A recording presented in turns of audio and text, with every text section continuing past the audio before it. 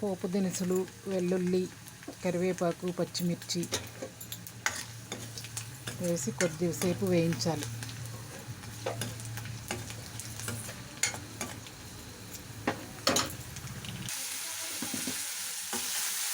దీనిలో దొండకాయ ముక్కలు కూడా కలిపి వేయించాలి.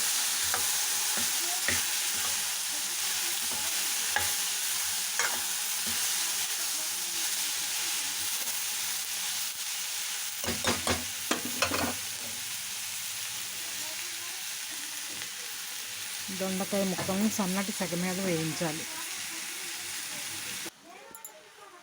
దొండకాయ ముక్కలు ఉడికిన తర్వాత దాంట్లో పచ్చిశనగపప్పు వేయాలి. తర్వాత ఈ కూరలో పచ్చి కొబ్బరి వేయాలి. ఈ కూరలో రుచికి సరిపడా ఉప్పు వేసుకోవాలి.